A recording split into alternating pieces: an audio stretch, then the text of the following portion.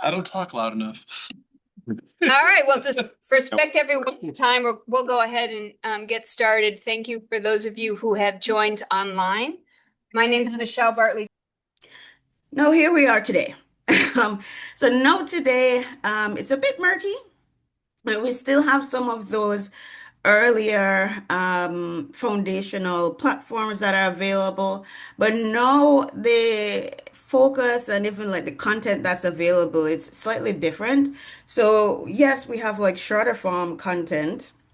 But then, in terms of kind of merging with some of the advances, especially with AI, things have changed slightly. So now we have more prominence in terms of the role of algorithms and how that impacts like entire democracies. And even in terms of like the interaction online, we're seeing platforms like Sora, where the content isn't even human made. It's you could actually rent your digital likeness and you don't actually have to create the content itself. So that in itself creates a lot of opportunities for friction. And now, when we think about like some of the edge cases or some of the potential complications, it really gets tangled. So I like to envision it almost like as a web, where a lot of the most important or most complicated challenges tend not to be siloed. So we see, especially traditionally in research, there are people who are hardcore privacy researchers or hardcore security researchers.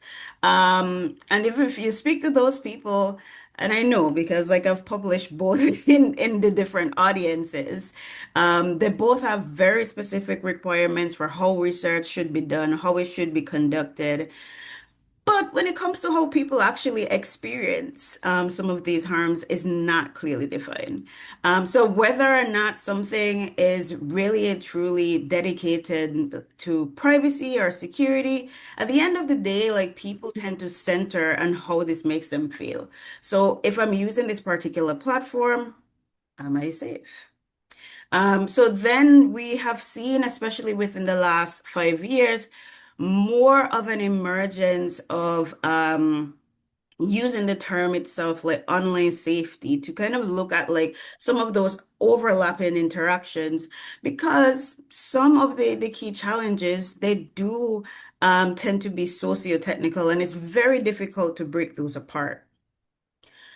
So no, typically, even if we look at online harm, how we even begin to understand and define what is actually a harm, who experiences them, how we interpret and give priority to different types of harm is largely shaped by our positionality. And that is really important.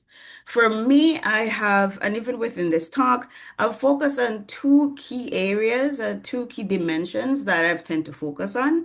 One being social harms, so different frictions that emerge as a result of people interacting online. And also algorithmic harms. So looking at how platforms would actually enable certain types of harms, and it might be more systemic and structural, and that might actually overlap with some more socioeconomical challenges. Now, in my personal experience, I've had the privilege of both living and working in many places all over the world. So I've lived in the Caribbean, worked in the US, also Ireland, and that has actually shaped dramatically what I think, how I think, and also how I approach research. So for me, especially as a graduate student, I would have seen that a lot of the research was primarily focused on the US or perhaps the EU. But then when I would go home, people are experiencing totally different things. And their idea of safety is completely different. Because even if you look at some of the challenges related to like democracy, for instance, if there is some type of challenge, for instance, in the US, it's a little bit more intense in many Caribbean countries. Because if there is some type of impact on a local election, for instance, we don't have term limits. Um, so then that person could actually be in power for like the next 20 years. So thinking about like how certain harms are actually defined and magnified is really important, especially as we use certain framings. Because oftentimes, especially when we think about like how do we develop, especially in the space of online safety, what tends to happen is people assume that we have this global product and it's stable enough. We have what would be considered traditional and standard, even security mechanisms, and you assume that's safe. But having a global product does not mean that the experiences are the same globally as well. So it's really important as we think about like the concept of like the global village and how everyone is connected, that we actually challenge some of the underlying assumptions when it comes to universalism, because some edge cases somewhere could actually be the majority experience somewhere else, or that could be an experience that could completely demolish a person's entire existence. And that's pretty intense, and it's worthwhile to look into. So for me, I've really been driven because of like a lot of my personal experiences, a lot of the things that I've experienced myself, people around me, and just being able to be in a very international mindset. Like I've really been driven by these two questions. So how does our location in particular influence how we interpret and experience online harm? And then on the flip side of that, really looking at like what we could do about things. How do we incorporate the idea of pluralism to account for the shortcomings of universalism in addressing online harm? So first, what I'll do is I'll go over a few studies that I've looked at that look specifically at measuring online harm, specifically in this context. So in the last 5 years or so, I've really been focused on trying to answer this particular question. So, how do people across different transnational contexts both perceive, evaluate, and also mitigate online harm? So, as a result, I've published multiple papers trying desperately to answer this question. And some of these fall into the category of more social harms, where either like I go really deep with that, or looking from a different perspective, looking at algorithmic harms. First, let's look at one example. So in this particular paper, this is published at CAI, we looked at some of the online safety behaviors, specifically in the Caribbean. To actually execute this work, we actually leaned on the theoretical model of protection motivation theory. Now, this theory pretty much posits that your prior experiences directly influences how you evaluate certain threats and harms, and as a result, the combination of those two things would directly influence how you mitigate said harms. So we use this conceptual model for theory to be able to understand how exactly people's prior experiences directly influence how they would actually react and use certain protective behaviors. So with protection motivation theory, it pretty much says because of your prior experiences with certain threats, this influences what's called your threat appraisal. So this comprises of your perceived vulnerability and also the perceived severity of said harm, where you ask, I at the point where I should be concerned about this particular harm or risk? And then also, that is directly related to how you cope with said risks. So your coping appraisal, your coping appraisal looks at how effective a particular action would be. So looking at your perception of how you think about like a particular response mechanism, but also your personal ability to actually use that particular response.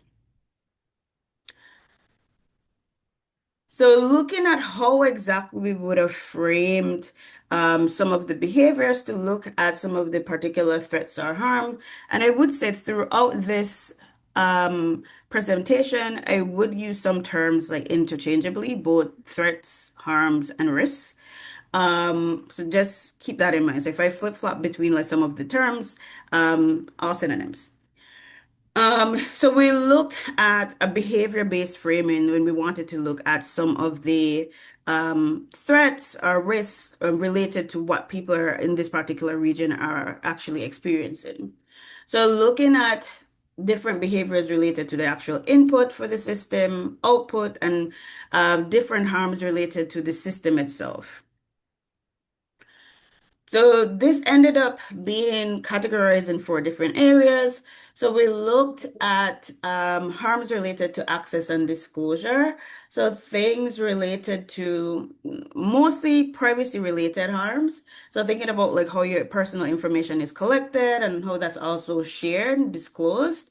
We also wanted to look at more interpersonal harms as well. So looking at things related or actions related to harassment related items, traditional security harms, so things related to like, for instance, like your login information being at risk, and also one that was typically not necessarily included. So I think especially looking at the context within this region, this particular category was important. Within this particular region, we really found that people were experiencing post-digital harms. So think about like how your interactions online they lead to harms that actually affect you in the physical world. So more instances of stalking because like you're in a tight-knit community and like everyone actually knows you. So we wanted to be able to also collect information about that. So overall, we wanted to look at the types of threats that are prevalent, the ones that people found that were most concerning, and looking at how people mitigate some of these threats as well. So to do this, we ran a survey in 9 different countries across English-speaking Caribbean countries. But we also followed this up. I think especially when you're doing more community-based work and work that is being done with more marginalized or underrepresented communities, is also important to follow up to make sure that you have a lot more context to give additional information into, especially when you're just dealing with quantitative data. All right, so what did we find? We, not surprisingly, found that there were multiple instances of people experiencing harm. But what was actually important was that we found high instances of higher rates of experiences across multiple different types of threat categories. And this is important because how you actually conceptualize different types of harms is important in being able to understand what people are experiencing. So think back to like that earlier slide when I was explaining that if you, for instance, if we only would have done privacy, then we probably would have just assumed that people are just experiencing mostly risks related to unwanted ads, or if we did harassment related things, then we would have really been focusing on unsolicited content.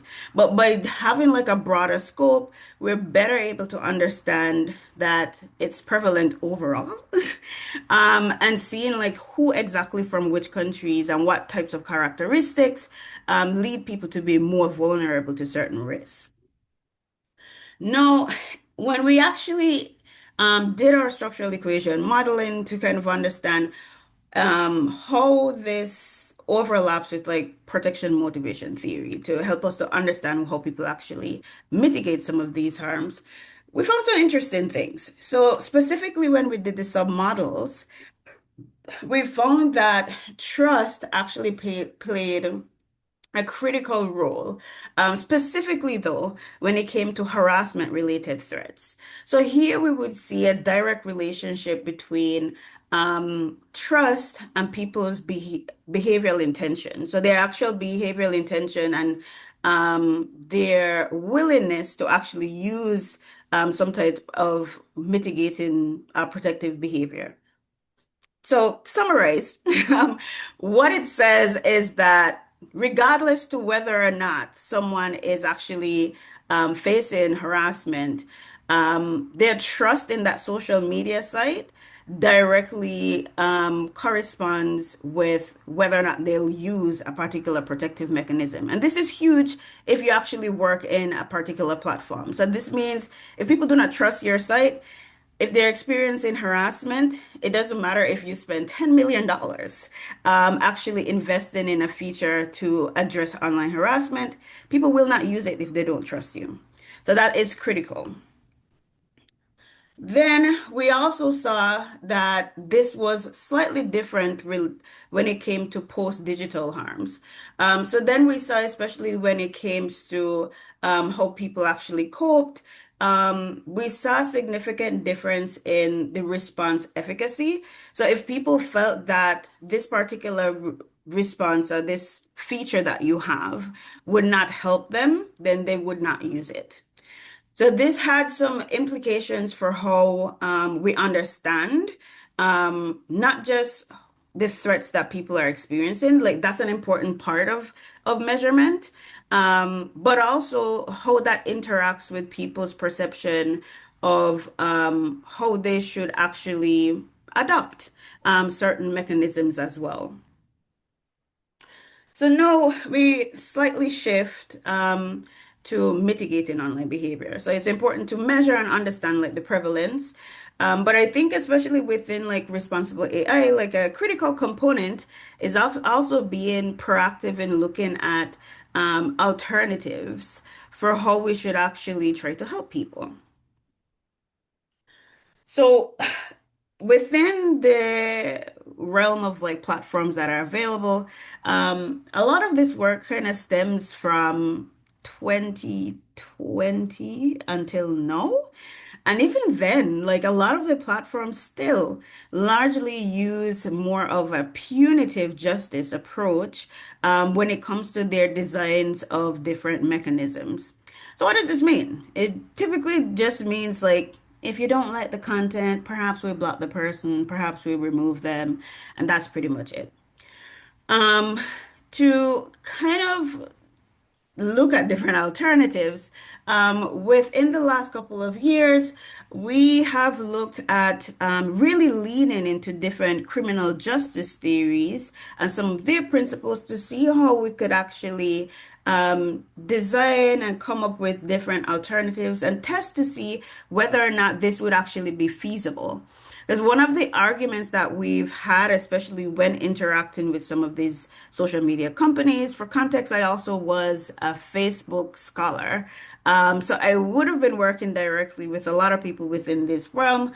Um, and there were some of the key arguments was that even if you look at some of these alternative principles, it's hard to actually implement them in design. It's also really difficult to actually scale them.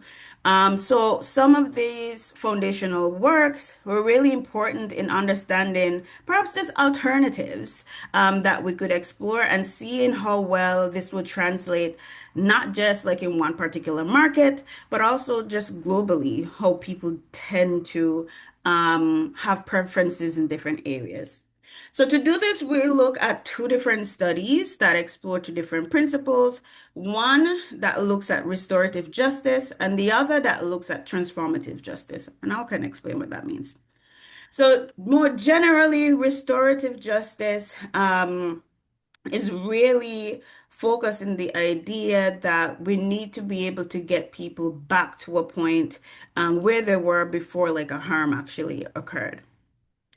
And we really leaned into this idea. So this was a collaborative study with quite a lot of folks, some folks from Yale, but mostly University of Michigan, where we ran an online survey looking at how people particularly experience online harassment and what are some of the alternatives that we could explore for specifically this type of harm.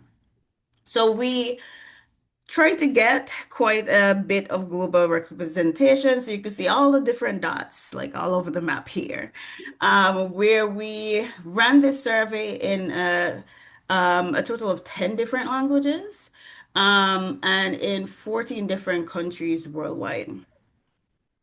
And we specifically were interested in these types of following scenarios. So, looking at malicious rumors, explicit imagery, insults, but also malicious comments. Now, in terms of what we would have explored for some of the alternatives ways to actually address this, we looked at both punitive and restorative options. So some of the punitive options would still be like removing content from the website, or labeling certain things as a violation, perhaps banning the person. And when it comes to more of the alternatives, we asked about perhaps like you would want someone to pay you some money. Uh, or even like something as simple as an apology, revealing who the person is, or giving the person like a negative rating that is publicly and visibly could be seen. So people would know that, hey, this person often conducts harassment. Um, what were some of the results? So we actually found that in terms of some of the key variables, so a person's country was the most important variable to consider when measuring harm, and that was followed by gender. So we saw on average that women perceive higher rates of harm than men, but we also saw differences, especially cross-country differences related to certain types of harm. So, for instance, women in Pakistan, for instance, considered reputational harm to be more intense and something that affected them from a day to day compared to women in the US. In terms of certain types of harms, we also saw that non-consensual imagery and the sharing of that was perceived the highest in terms of overall perceived harm. Now, one thing that we did note with this particular study is that definitely challenged like the idea of like universalism because we did see significant country to country differences in terms of what people would prefer for remedies. So we saw that while standard platform responses, again, that were mostly punitive, like removing content or maybe banning users, they're still valued. But we saw participants, especially from non-US countries, they showed a much stronger preference for monetary compensation, but also things like public apologies, or even just like revealing the offender's identity. Really having and leaning into the idea of having public accountability. Okay, and so that was one particular approach, and it was really important to understand like people's general preferences, but also when it comes to actually implementing this in design, I feel like that's like another ball field, because I think it's one aspect and it's really critical one, even before you move forward and actually implementing within design, you need to know exactly what people's preferences are. So that's a first step. So in another follow-up study that we did, we wanted to apply the concept of some principles from both like distributive justice and also transformative justice. So transformative justice just moves a smidge above like restorative justice, where the underlying principle is for people to change fundamentally and have more of a personal transformation in order for them to be positively reintegrated within a particular platform. So, adopting some of these principles, we wanted to look like, okay, if we actually integrate some of these principles in justice-oriented countermeasures, how that would influence people's perceived safety. If we were to actually personalize some of these designs, so really having more like local context, how would that affect people's perception?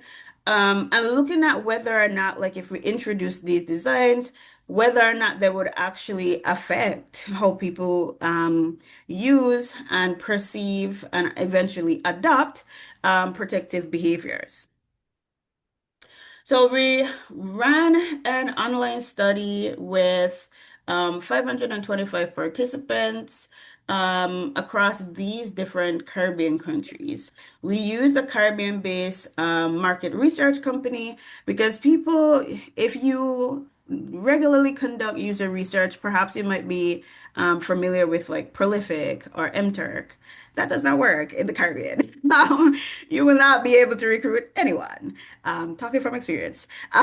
So then we had to be very creative in terms of how we could even reach this particular population, and I could have a completely different talk. Like it could be in the next hour in terms of what are some of the precautions that had to be in place because it ended up being really funny, but also not funny.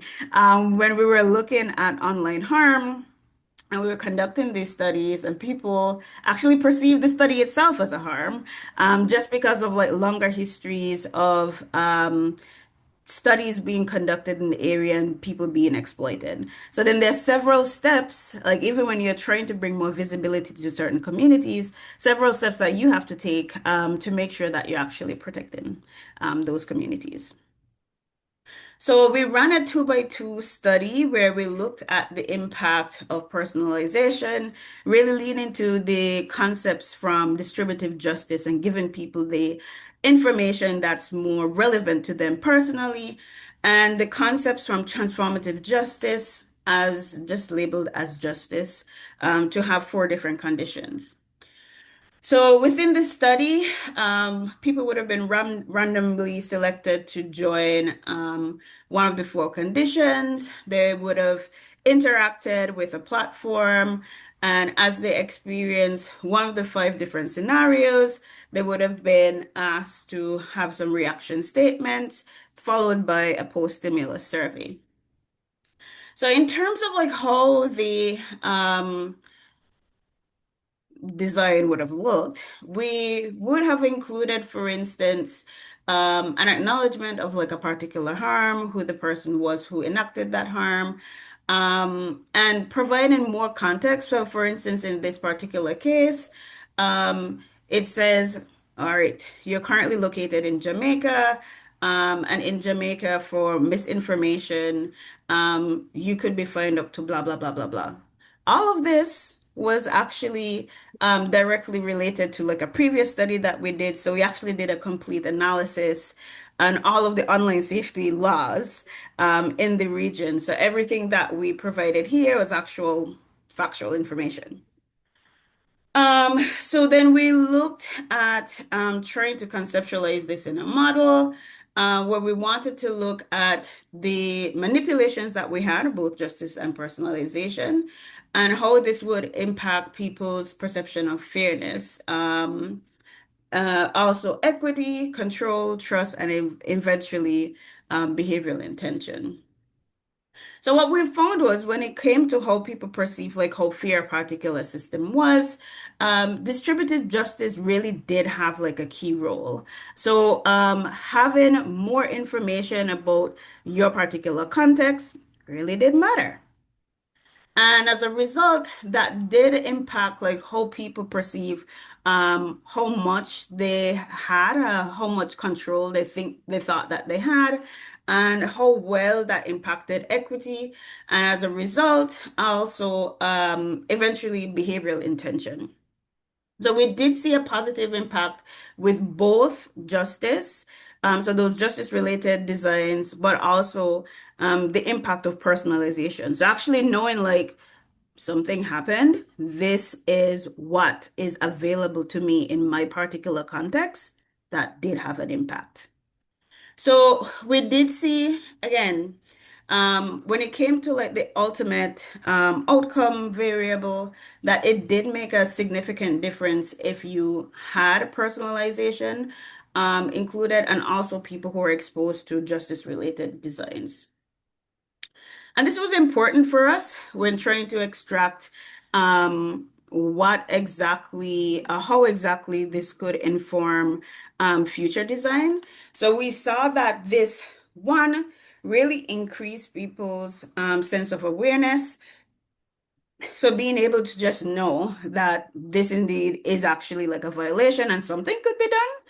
Um, but also being careful not necessarily to lean into like a society that's like particularly litigious. That's not what we're trying to encourage.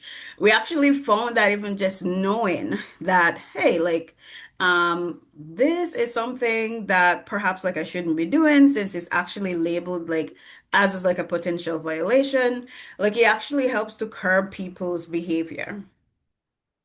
And then lastly, designing for allocation. So one thing that it tends to be like important but somewhat overlooked in design is actually how you address the range of severity of different harms.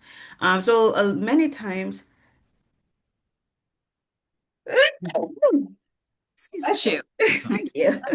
Um, Many times, like for a designer, especially like if you're on a trust and safety team within a platform, you'd have these discussions with people where it's so incredibly difficult to design features, one, that are actually accessible, easily accessible within the system itself, but also flexible enough to deal with lower intensity, less severe offenses, but also appropriate enough to deal with incredibly severe offenses. So having the range of or understanding the range of severity is important to have something that is some type of design that is flexible enough, so it allows for the appropriate response to either direction.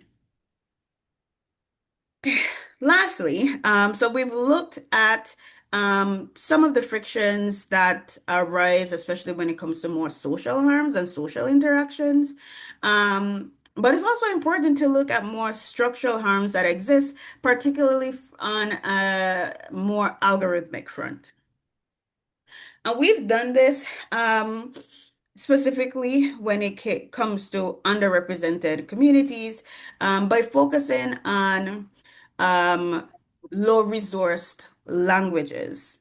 So, in some recent work that we've done, we looked at how the impact of having a language that's typically perhaps maybe underrepresented impacts like your overall experience.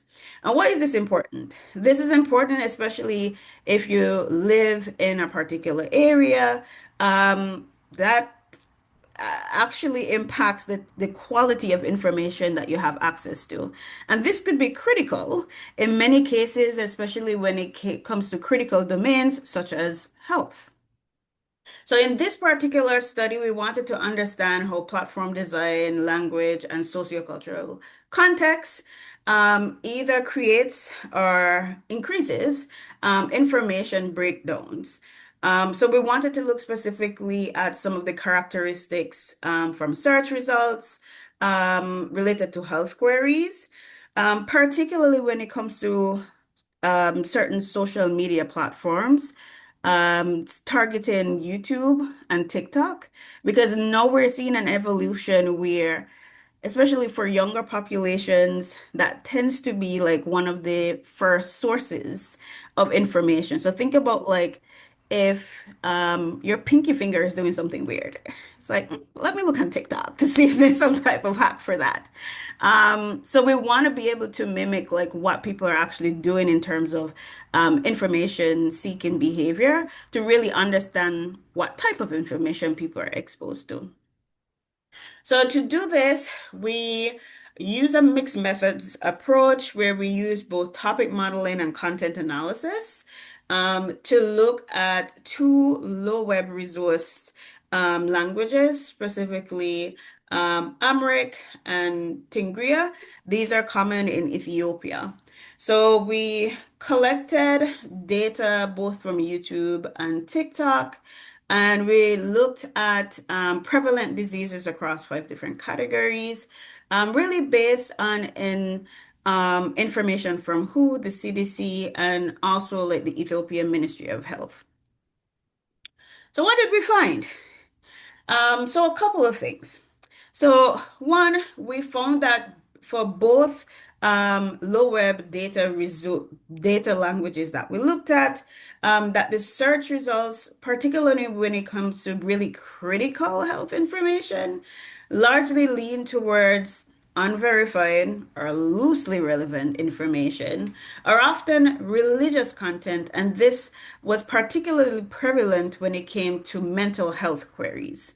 Now, you might think, well, perhaps it is a case where natural remedies and different local remedies are just more prevalent, and that's just more of a cultural context. Yes, perhaps. But in this particular case, it really does highlight the differences in experience that you would have and the type of information you have access to. Because like if you are having like a mental health crisis, perhaps if you are a religious person, having or saying a prayer would be helpful. But then there are actual reliable information within that particular country that would be able to help like a particular person. So then it's more like from an algorithmic standpoint, certain types of information just wasn't being made readily accessible. So that in itself is a problem. Next, we also saw that there was a low prevalence of verified health content creators, particularly on the platform. And that again is slightly problematic because when you look at the experiences, especially related to um, different countries that might have more high resource languages. So, for instance, in the US, where English is commonly spoken, then the information that you have, again, if you're looking up critical information, is dramatically different, where you have verified health content creators, their information being more readily available compared to somewhere else, just because of like the language that you're using. And then lastly, we saw a mismatch in incorrect translation. This in itself could also be problematic because we saw instances where, for instance, anemia in Amharic that translate to blood decline. Um, and that is could be conceptually similar to blood pressure. So as a result, like the videos that were returned were related to blood pressure and not anemia. So if you're not necessarily educated on like the characteristics of anemia, you might be you might end up thinking that things related to blood pressure could be applied to that context, which could be dangerous in some instances. So overall, what we found from this particular study was that we had, in terms of like conceptually, quite a bit of pre-existing definitions of like data voids, where this is a space where information that should be meaningful is actually just absent. And that has already been established. But what was kind of underestablished is like trying to identify how exactly like a data void actually begins, and what are some of the areas of like data degradation that you should look out for to indicate that perhaps like this would be a higher risk of a data void. Sorry if there's some background noise. They're doing vent cleaning. Okay, good. Um, yes. So within this study, what we found was we introduced the idea and concept of a data horizon, to be able to understand how exactly are some early indicators of data degradation. So it's easier for people to identify when exactly like a data void might be apparent. All right, so what are some of the key takeaways? One, the lens that we actually use to examine what it means to be safe, that is critical. It matters. And it determines who in the idea of this global village actually gets counted in research and who gets to shape like our perceptions of safety. And lastly, adopting a one-size-fits-all approach to online safety could be murky, but it also highlights different opportunities for more culturally attuned resource mechanisms, in order for us to really align with different pathways for empowering people and being really aware of different socio-technical environments. But thank you for listening. Questions are welcome and also open to collaborations. And I'm also leaving my contact information. Thank you. Thank you. Thank you. To ask questions, and additionally, our online visitors, I will watch that chat to see if I see something pop up. But open the floor.